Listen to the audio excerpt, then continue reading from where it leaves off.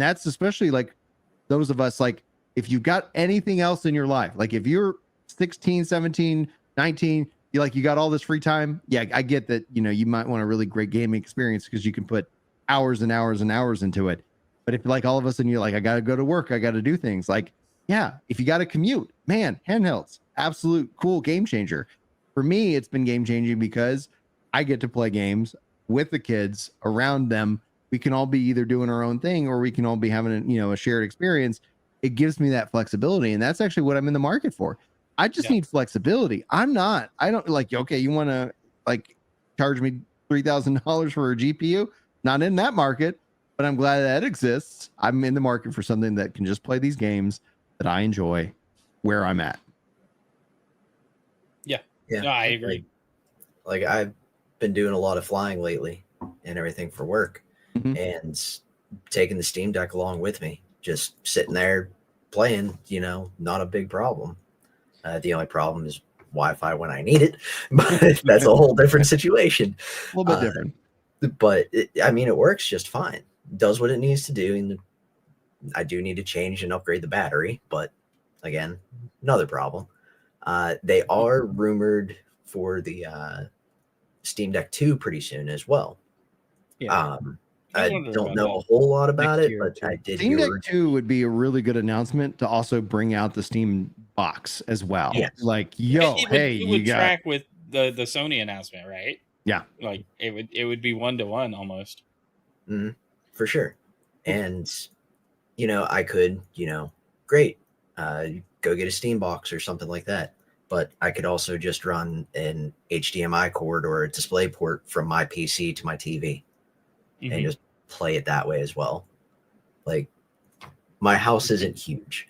I can just run that cable. It's not going to lose fidelity that far. So, like, I don't know.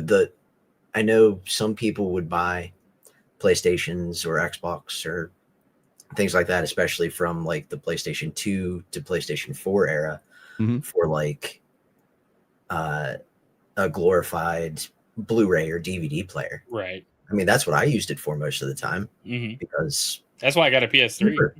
It was cheaper than a Blu-ray player for a long time. Yeah, it was a no-brainer. Yeah. So, I mean, and now we're going to streaming services. So that's completely out of the question on why you would have it anyway, unless you're using it for older videos or something. Right. So I don't know. The other thing about the Switch 2, they are not selling very many because it's expensive and it breaks into a million pieces with a slight touch. But like, great handheld experience. If it was that's just Ginger's kids, all right. Like my Switch 2 is fine.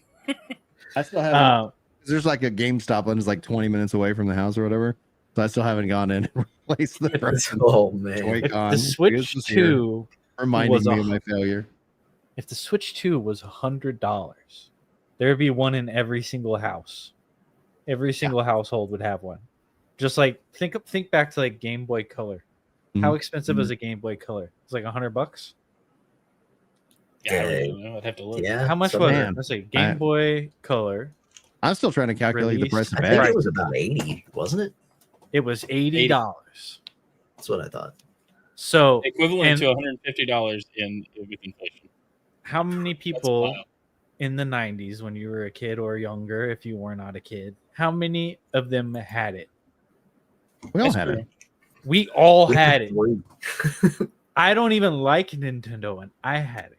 Right? I had a Game Boy. As a kid, you didn't like Nintendo? Like, were you? No, were you born in Salt? No, I like Pokemon, but I don't count that as a Nintendo because it's Game Freak.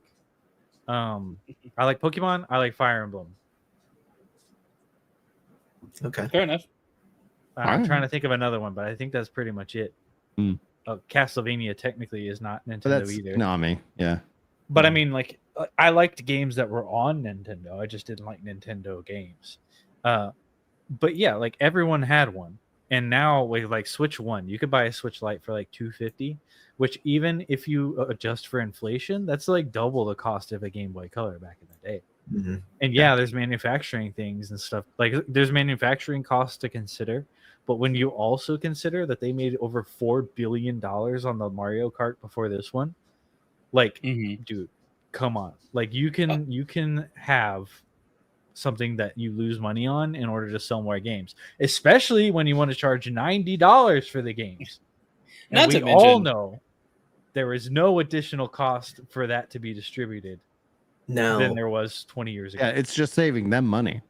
Now, here's a quandary. If games haven't really changed price for the past however many years, 10, 15, 20 years, right? They've been $50-$60 for forever, right? Mhm. Yeah. Now, if they increase the price of the game a couple bucks, say now games cost $80, that's what they are now. But then they brought down the cost of the console. So they did a kind of a balancing act with that. Yeah, Do they you think that would subsidize help? basically. Yeah, it would help. Do you think that would help? Definitely. It would Will help, they but I do don't it? think it's going to get them the runway that they're looking for in that regards. Because I think they're looking at people with more flexibility, right? Like with the world of PC gaming, right? You have this aspect where it's like a lot of people have migrated to it. They have better experiences. It's not as scary as it once, was. It's not as difficult as it once was. So that it's like, okay, cool. I like that flexibility. And so even if they that's the mass market idea. It's like, are they making a mass market product or are they making a luxury brand product? And I think they're opting into the luxury brand product. Even Nintendo, like $450 is a lot of money. Because like, I don't feel like my salary has gone up at the same percentage degree that like everything else has. Like everything does feel squeezed. I don't see it as a luxury product. And like, if someone has an iPhone and a MacBook Pro, you're like, oh, that's luxury. They spent a lot of money on that. But when you see a dude like with an Xbox playing Call of Duty, your first thought is not, oh, that was expensive. He spent a lot of money on that. Your first thought is, what's this guy, an idiot? He doesn't know how to use a computer. Like, not throwing every console player out there. Like, I'm not throwing shade at console players individually, but like, you know what I mean? It's not like Xbox. It's like, oh, Xbox. But like, not hating on you guys. I'm just saying, like, from my perspective, no, you're it's fine. Like, oh, yeah, no, it makes sense. And Kendrick brings up a point talking about just our expectations, right? Like, we've grown through this aspect of the game leaps that would happen that were tied with the console leaps, because